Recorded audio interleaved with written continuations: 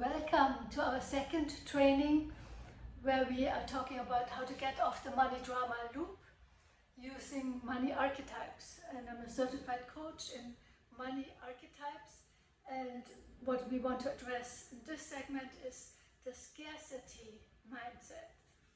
Now there's so much misinformation out there with law of attraction, positive affirmation that deal with scarcity, all of which I find is rather unhelpful, perhaps even hindering, because we know if we feel scarcity and we just affirm I'm rich, it's not going to do much. We know, our subconscious knows we are not honest with ourselves. So we take a radically different approach to the money mindset and the scarcity mentality. What is important to know is the scarcity mindset is fundamentally not driven by outside circumstances. There are many people who have lots of money, billions, millions for sure, property, money, and yet are in the grip of this fear of the scarcity mindset. So it's not located on outside circumstances as much as it's located inside our feelings. And so fundamentally, the scarcity mindset is driven, is propelled, is fueled by fear of not being safe. So that has to be addressed rather than just overlaying positive affirmation. And so I want to offer you 3 simple steps to address the scarcity mindset and unclog that energy that clogs our ability to create wealth, because the more we panic, the more we are kind of stuck in the scarcity mode that propels us in the money drama loop, the less we allow money to come in and attract money. So the first step is finding out what is the opposite for you of that fear of not being safe. Try and come up at least with 4 words that signify to you the opposite of the fear of not being safe. Abundance comes to mind, but it's a very generalized and vague word. You can use it, but try and be as specific as possible, such as trust, safety, overflow, abundance, coming back to abundance, overflow, plenitude, fullness, being nurtured, being cradled, having a sense of internal security. So once you pinpoint these words, the second step, and pay attention to this, write this down, is very nuanced, is adding gratitude to amplify these positive safety anchors. So it's not just like writing a list of I'm grateful for my dog, I'm grateful for my house, I'm grateful for the relationship I have.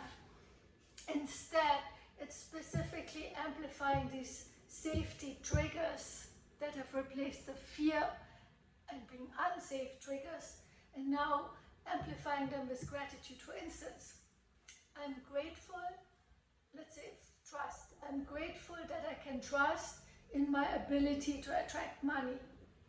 I'm grateful that I can trust my intuition. I'm grateful that I can trust that I can turn the situation around on a dime. I'm grateful that I can trust that I've done this before, that I've got this. I'm grateful that I can trust that I attract the right people and the right team. I'm grateful that I can trust the right client is out there. For this lady with the horses, I had been working with one lady who has horses, a big horse ranch, and she panicked in scarcity mode over not being able to buy the right horse.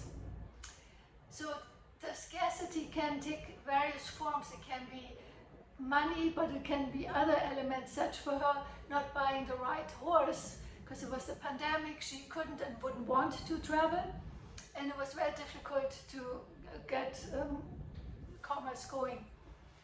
But she we counter-affirmed the scarcity that the right horse wasn't there with the right horse is already born somewhere. The right horse is being fed, is being trained, and is being well taken care of somewhere. And so she can trust that that horse that she desires, even though it's not in her ranch yet, and that she hasn't even found on the internet or anywhere, but that it's already in existence. And the third step is to list ways you are already feeling safe, such as I am safe in knowing that a solution will present itself.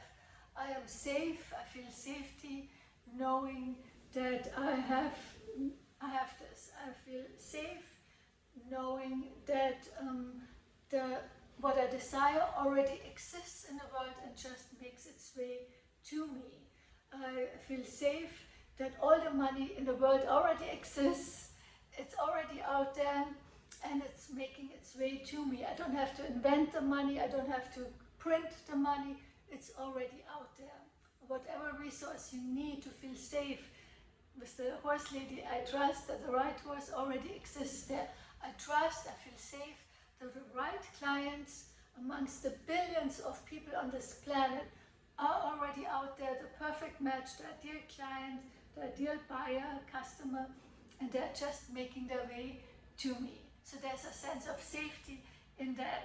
So just to repeat, step one, find what is the counter idea of not feeling safe. Scarcity is driven by not feeling safe. What are the elements that for you signify safety? Trust, plenitude, more than enough, ample supply. Second, amplify these words with gratitude. I'm grateful that I can trust that I find a solution, for instance. The third step is listing the ways you can already feel safe right now, because you've got this, you are more than capable, you can trust your intuition, it's never let you down. Or many of you know I'm a Christian, so for me intuition would be replaced. I can trust God, He has never let me down, and I feel safety in there. Or I can trust that whatever I need is already existing out there in the world, and it just needs to come from that position of safety and trusting and feeling safe, and you release and unclog scarcity and the feeling of not feeling safe, then you can make the right decisions. Open solutions open themselves up. You unclog what you had clogged energetically, and you attract the money, you allow wealth to come to you and make the correct decisions. Scarcity robs us. It's a robber of our energy, our knowing our worth in the world, and knowing that money is a relationship and that we cultivate this relationship and for mutual benefit. Couple of examples. One person I worked with had this debt hanging over her head for years. It was a $41,000 debt that she owed, and it kind of made her life miserable for quite some time. After we worked together, a week later she got an email. The debt was cancelled completely. It wasn't that she still owed anything in taxes or that she would have a bad credit report. It was just wiped off as if it never existed. Poof, 41K that had for her, for some people it's not much money, but for some people it is, and for her that was something she had been dragging around for years. Another one received a very bad report from her tax preparer Friday evening. The tax preparer said she owed taxes on a whopping $1.3 million for the previous tax year. Now, she was convinced this was an error, but the tax preparer, who she had worked with for years, trusted with, said no, for various reasons, this and this was the tax bill, was 1.3, and she owed taxes to the tune of 25-30% on a $1.3 million income. She actually had more income that year, but that was the portion that was supposed to be where she owed taxes on.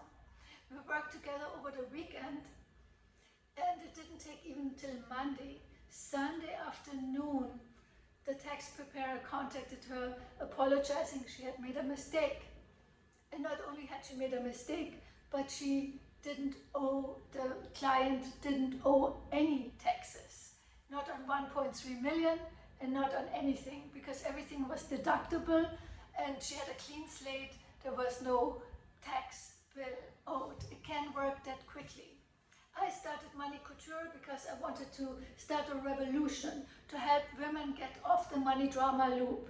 Most of the money gurus have a very linear, masculine way of approaching money. We've all heard it.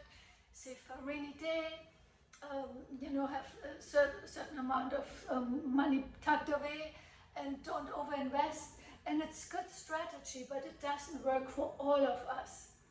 And sometimes it reinforces even negative patterns. For example, the accumulator who's already so uptight with holding on to money, maybe even kind of compulsively holding on to money where they would need to invest at some point or even enjoy life.